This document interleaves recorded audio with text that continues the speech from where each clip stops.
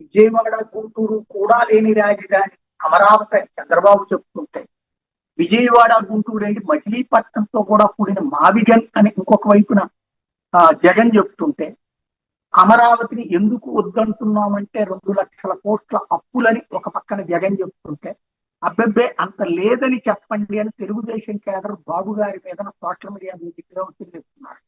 అమరావతిలో 2 లక్షల కోట్లు ఖర్చు అవుతున్నాయనే నేరేటివ్ ను వైసీపీ జనంలో తీసుకెళ్తుంది.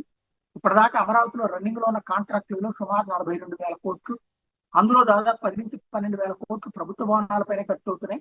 ఇక ముందుకు మరో 10 నుంచి 12,000 కోట్ల కాంట్రాక్ట్ ఇవ్వచ్చు. అంటే ప్రభుత్వ భవనాలు ఖర్చు తీసేస్తే అమరావతి సిటీ డెవలప్మెంట్ మీద యాక్చువల్ గా ఖర్చు పెట్టేది 30,000 కోట్లు మాత్రమే.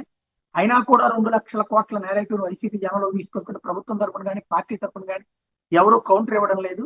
తెలుగుదేశం పార్టీ ఏపీ ప్రభుత్వం మేము 10,000 రూపాయలు పని చేస్తే సరిపోతుంది, ప్రతిపక్షమే దానికి 50 రూపాయలు ఖర్చు పెట్టినట్టు పబ్లిసిటీ ఇస్తుందని అనుకుంటుందేమో, అందుకే కౌంటర్ ఇవ్వడం లేదనిపిస్తోంది అన్నటువంటిది ఒకళ్ళు పెట్టుకొస్తుంటే, అబ్బెబ్బే అది ఏపీ రాజధాని మీద వైసీపీ వాళ్ళు ఫేక్ మోటా ప్రచారం చేస్తే అసలు అమరావతి నిర్మాణం జరిగేది 53,748 ఫస్ట్ ఫేజ్, 16,667 సెకండ్ ఫేజ్ ఎకరాల్లో మాత్రమే.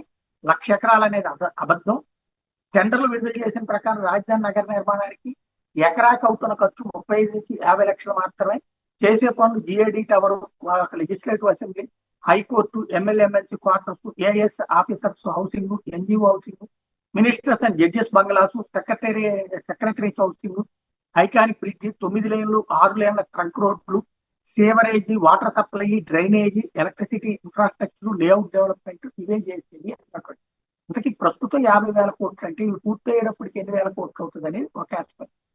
రెండోది వచ్చేటప్పటికి అసలు వీటిని ఎప్పటికి పూర్తి చేస్తారు అన్నటువంటి ఇంకొకటి. ఇవన్నిటితో ఇప్పుడు 50,000 కోట్లు పక్కన పెడితే ఏదో ఒక సెల్ఫ్ ఫైనాన్స్ అన్నారు. ఇప్పుడు ఎక్కడి నుంచి డబ్బులు తెచ్చి ఇది సెల్ఫ్ ఫైనాన్స్ అయ్యింది? అది కదా అసలు ప్రశ్న.